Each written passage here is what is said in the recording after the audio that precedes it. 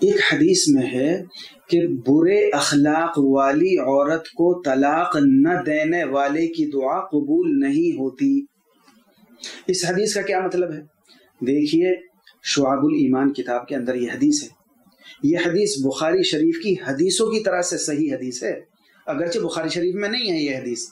حدیث اس طرح سے ہے، اللہ کے نبی صلی اللہ علیہ وسلم نے فرمایا ثلاثۃ یدعون اللہ فلا یستجاب لهم، رجل كان تحته امرأة سیئۃ الخلق فلم یطلقها۔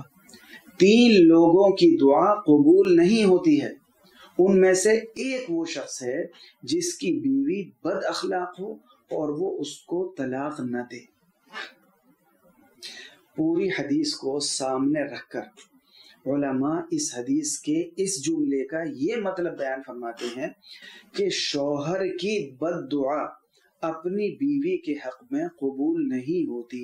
یہ مطلب ہے اس جملے کا اصل، کیونکہ اگر شوہر بیوی سے دوری چاہتا ہے تو طلاق دے دے، طلاق دینا جائز ہے اس کی بد اخلاقی کی وجہ سے، لیکن بد دعا نہ دے۔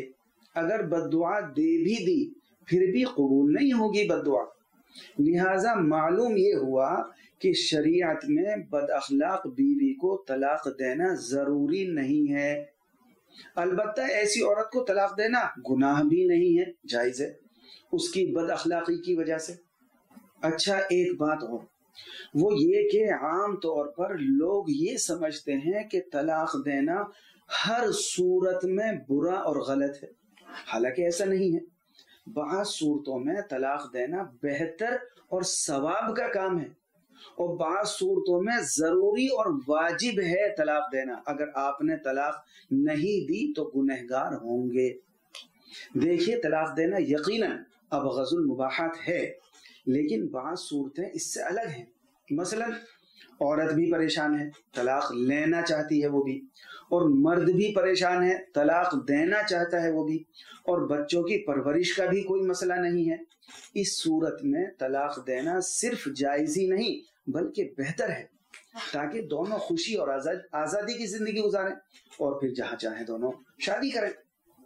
اور بعض صورتوں میں طلاق دینا ضروری اور واجب بھی ہے، مثلا شوہر نامرد ہے یا ہجڑا ہے، یا کوئی ایسی بیماری ہے جس کی وجہ سے بیوی سے صحبت کرنے پر قادر نہیں ہے، اور اس بیماری کے ختم ہونے کی کوئی صورت بھی نظر نہیں آ رہی ہے، اور عورت بھی طلاق چاہتی ہے۔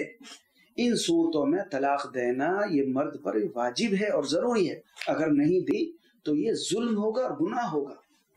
شوہر بیوی کے جھگڑے اور طلاق سے متعلق ایک بات اور کہنا چاہتا ہوں۔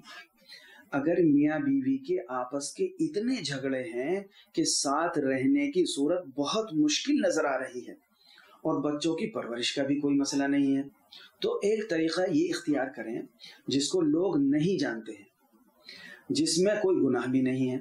وہ یہ ہے کہ ایک طلاق دیں اور عدت میں رجوع بھی نہ کریں۔ اب اس کے دو فائدے ہیں۔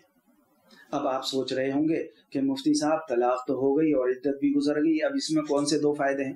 دیکھیے اب وہ عورت اور مرد اگرچہ دونوں بالکل آزاد ہو گئے، لڑکی جہاں چاہے دوسری شادی کر سکتی ہے اور لڑکا بھی آزاد ہو گیا، لیکن دیکھیے اس ایک طلاق دینے میں اب یہ فائدہ ہے کہ سال 6 مہینے بعد یا 2-3 سال بعد بھی اگر دونوں دوبارہ ایک ساتھ نکاح میں رہنا چاہیں تو دوبارہ دونوں کا نکاح ہو جائے گا۔